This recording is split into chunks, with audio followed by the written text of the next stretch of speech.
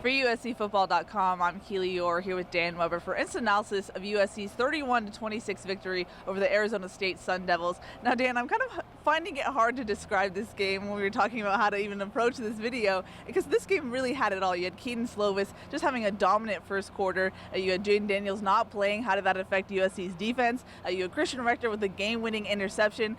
Where do you begin to start describing what this game was? I mean, how do you describe a game where Keaton Slovis threw for 297 yards in the first quarter? That's not just a USC record. That's the most by any quarterback in any quarter of any game in college football in the last 15 years. Yeah. When we told Graham Harrell, he had already said, that's pretty good. He said, wow, that's really good. Yeah. I said, yes, it was. And it was one of those ones where you said, then how, other than the game-winning interception at the end by Christian Rector, how did you enjoy the last three quarters? Yeah. And it was, we use that often, tale of two halves, tale of two games, tale of two. But this was kind of classic USC. Usually they don't get up this much, but there are 4 times last year. Last week they're up double digits in the first quarter. They're just going, and all of a sudden, it doesn't just turn around. It turns around and just bites them big time and completely turns around. I mean, we saw last week. This week, it turned around pretty much. Arizona State didn't get out of this game. They've got, even with they're playing with their backup freshman quarterback, which is kind of interesting. They go with a backup from freshman from Mission Viejo, Orange County, USC territory. USC goes as a freshman backup from Scottsdale, Arizona State territory. Kind of weird how stuff like that plays out, against one another. But it was just craziness. Yeah, but I think the biggest thing to take out of this game is that USC reached 6 games on the season with wins. They did something that they couldn't do in 2018. They became bowl eligible, so now we know that USC will be going to a bowl this season. And it was one of those double-edged swords where C.J. Pollard went by the media room and, 6 game, we're going bowling. And then I think it hit them that, and Amon-Ra, short as when he came out, said, 6 wins isn't that big a deal. And even, when they were doing the post-game stuff in Clay, our standards, our goals are higher than that. So it's one of those ones you celebrate it because you couldn't even do it at all last year. But it's not the kind of thing that anybody at USC probably ought to be celebrating. Hey, we got 6 wins. No. But Clay was certainly celebrating the win, given what he described as a lot of bodies going down. USC had a lot of freakish injuries happen. Keaton Slovis cramped up. That's why he was in and out of the game. He actually received 3 IV bags of fluid. They were also giving him bananas. I was watching on the sideline. It was pretty crazy there. And then Brett Nealon got tripped up on the play and hurt his calf. He has a calf strain that's still TBD right now. But a lot of injuries, a lot of bodies. But do you take that kind of excuse that Helton attributed to why this game got kind of ugly in the last 3 quarters? Yeah, I think that was part of it, no question. I mean, and the weirdness continued with both Brett and Keaton going down on the same play. You got 2 bodies there. Which one do we take care of first? He had to come with a triage situation or triage. I'm sorry, my bad. And they hit a boot on Brett, and it looks like he's got a fairly serious case. He tried to. The guy went up to try to block the ball, and I think he tried to extend through him, and his calf just kind of gave way. And I guess we thought something happened to Keaton, with contact or in the pile, but his calf just seized up on him because of he needed to be hydrated. And I think they said he took 3 full bags of hydration in the medical tent. And we don't know, like Keenan Christian was out for a while, and they had to put Amon-Ra and Quincy Jonty in there. Yeah. We don't know how much they had to hydrate him, but that would not have been a surprise. And when you're going into a game with, basically a freshman who hadn't played till 3 weeks ago, a guy who was a walk-on until they gave him a scholarship, and then you got a wide receiver back there. I mean, this is one of those.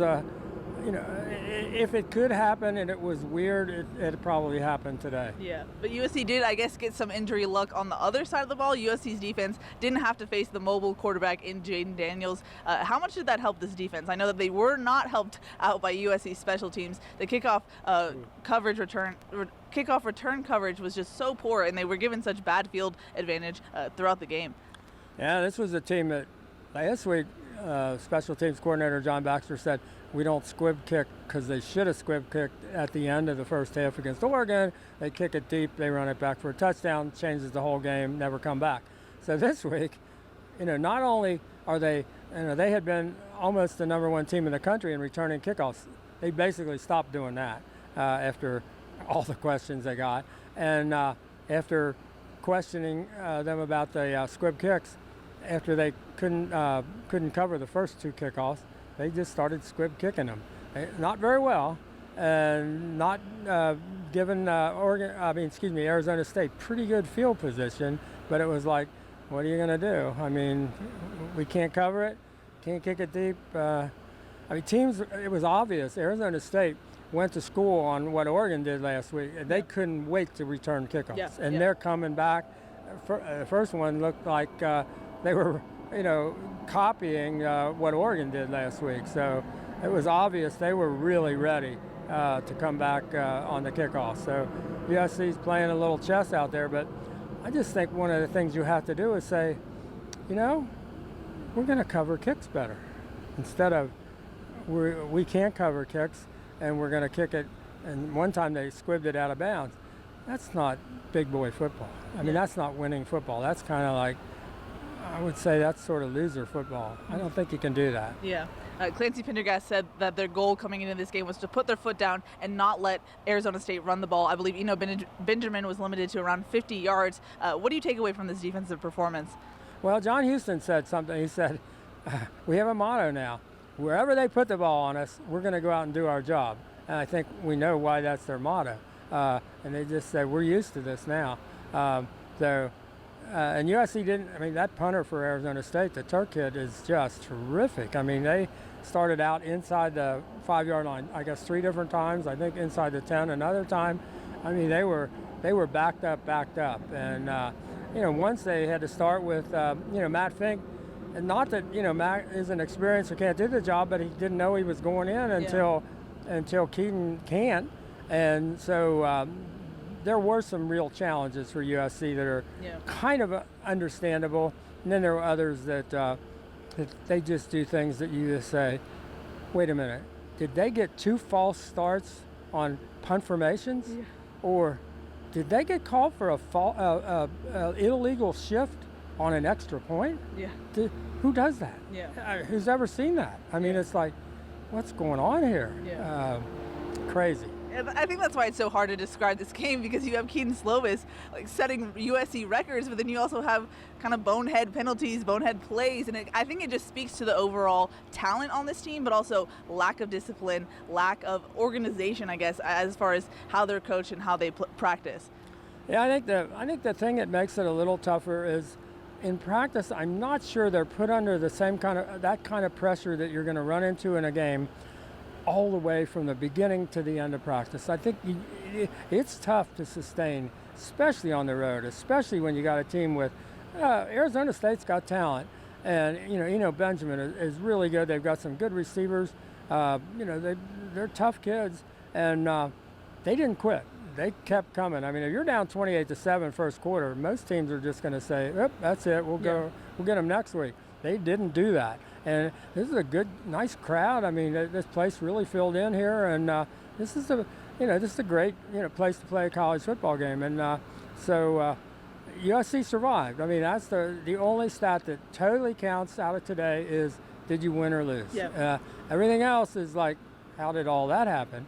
But they made the play at the end. Christian Rector, I asked him, what was the best thing he did on that last play? The explosive jump, the dive, and cradling the ball before it hit the ground, or I'm trying to think, what was the third thing? Anyway, the jump, the dive, and the cradle. And he thought the cradle. And if you look at the replay, and reason I think they gave USC the ball, because that could have been a game changer. If they give the ball back to Arizona State, they can throw it in the end zone and win the game. And afterwards, Christian said he actually thought about, I have to secure the ball before I hit the ground.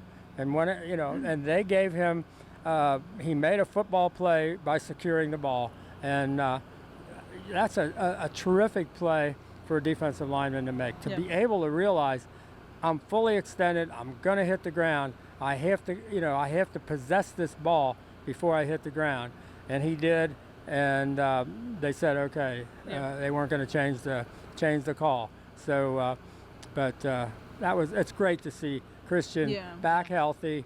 His ankle was, he thought it was finally coming around, and he made the play that, that ankle, he had to push off of it to get the, deflection, knock the ball up in the air. Then he had to push off of it to go get the ball, and then had to make the really smart play with his hands and his head to secure it. Mm-hmm.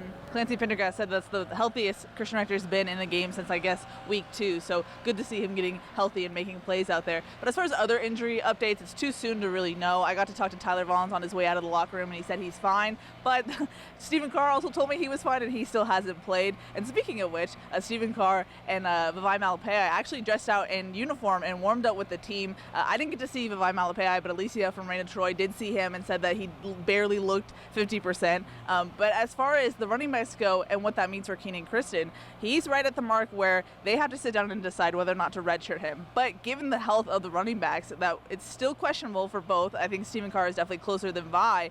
What does this mean for Keenan Christon? You got to talk to him about the possibility of redshirting this season. My feeling is it shouldn't mean anything. He ought to be playing the rest of the year if they really are serious about winning football games. He's so much better week to week to week. He just ran away from guys.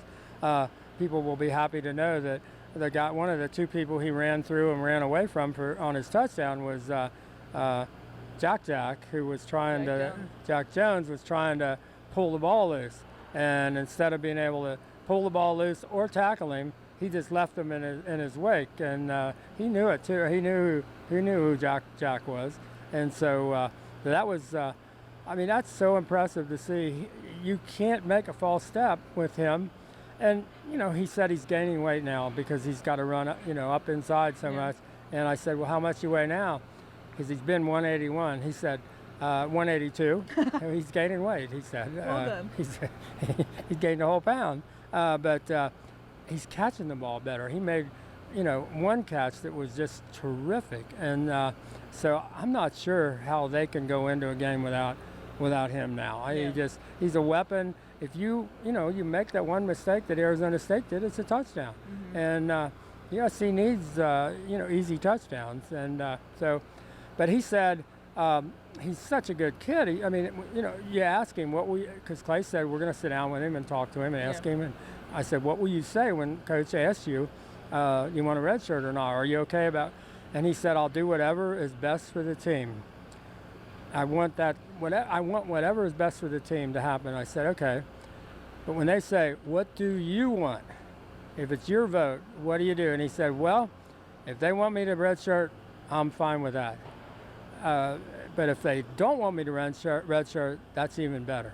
So I think we've gotten a tip-off as to which way he'd like it to go. Yeah. And I think, I'm just not sure how you can possibly sit him. I don't see him as a 5-year player. I think he's going to be good enough not to be a 5-year player, and watching him get better week to week to week, I just think he's got to play. Yeah, especially given you don't know how 100% both Vi and Carr will be, so you need a sure guy like Keenan out there. And I don't know that you want him all week practicing and not knowing if he's going to play or not, or if you want him on the sideline and not knowing if he's going in or not. I think, first of all, I think you got to be doing some things on offense to take advantage of the things he does so well. Yeah. And so I think you got to put that, and maybe that's all decided and they're just not telling anybody. Sure. And I wouldn't either, maybe at this point, keep them guessing. But he's an impressive kid. Mm-hmm. Now, looking at this season on the whole, USC sits at 6-4 on the season. In his post-game press conference, Clay Helton said some people are writing this team off, but he said don't count us out just yet. He also mentioned that Utah could slip up. They do play UCLA next weekend, and UCLA does control their destiny. So we could see somehow a UCLA-USC matchup that could determine the Pac-12 South. We don't know at this point, and I guess that's my point. How crazy would that be if UCLA beats Utah, and then the USC-UCLA game is for the South Championship? No, I know. mean, it'd be like, are you kidding me? Yeah. How did it get to this point? I don't. How did USC get to that point? I don't know. How did UCLA? I really don't know how that happened. But you could have two. USC is now 5-2. You could have two teams, with two losses, and that would be one of the most unexpected things you could ever imagine if that game ends up being for the Pac-12 South. That would be so wacky. Right. I mean, it probably shouldn't happen, but there have been a lot of things that happened this year that shouldn't have happened. Yeah. You never know with this team, and you never know with college football. That's why you play every Saturday. But I guess after the Oregon blowout, we talked about, it kind of seemed like the writing was on the wall. It was a win rather than if for Clay Helton and his future as USC's head coach. What does this win do? I know some fans were scared about a win, if you will. What do you take away from what this means for Clay Helton and his future? I know Mike Bones said, he not been here long enough, not been looking at it long enough. His one general evaluation of coaches and teams is, did they finish strong? You can look at this game and say, well, the first quarter, and then the 3 quarters, and then the last. I don't think when you're trying to build a program at a place like USC, we're really struggling to get, fan support to get. Lost 20,000 season tickets over, since the Pete Carroll era. I don't know that you can go week to week. I don't think you can recruit that way. I mean, you can't go out to kids and say, well, we won this week, so we might still be here. But I just don't think you can do anything week to week at this point. So I'm not sure that they might have gotten to a certain point this year after last year's 5-7 and after, obviously Lynn Swann didn't do anything about it other than say all the changes that had to be made. Mm-hmm. And I think there would be a time probably you could say, I just don't think we made those changes at USC. And in that case, this is probably not going to matter where, if this team would have, stayed on top in the Pac-12 South and had a good shot to be in the championship game, and they'd still be playing Oregon. So how that would go, I don't know. If they got to the Rose Bowl, would somebody still be able to say, hey, things have turned around? When you're like number 65 in recruiting, 66 now, it just keeps dropping. And it was 64 at the beginning of the week. There's nothing you can do about that. Once you can't recruit the next group of players, there's nothing that can probably save you. I think at that point, it's over. I mean, and so I would guess that's where this is headed. I don't see any scenario where the staff could probably come back. It was a gigantic shock last year. If it happened this year, it'd be way more than a shock. Yeah. And then you got the whole Urban Meyer scenario that's kind of hanging over everything, and a new athletic director that has some connections there, and people still, where Urban has made it clear there are some jobs he's not interested in, some jobs he wouldn't take, wouldn't consider. He's never said that about the USC job. Does that mean anything? I don't know. Well, there's still not a job. 3 more weeks left. 3 more games left for Exactly. USC. He can't say anything. So, that too, but also just we got to wait and see, and I think that's the biggest thing. thing. They did ask him about the Michigan job, and there's still a coach at Michigan, and they said, we're not going there. True. I guess I'm just talking for us in this instant analysis of the Arizona State game, but I guess that's why I always say buckle up, because you never know what's going to happen at USC, especially in the next 3 weeks. But I think that's going to wrap it up here from Phoenix, Arizona. For Dan Weber, I'm Keely Eure. For more, check out uscfootball.com.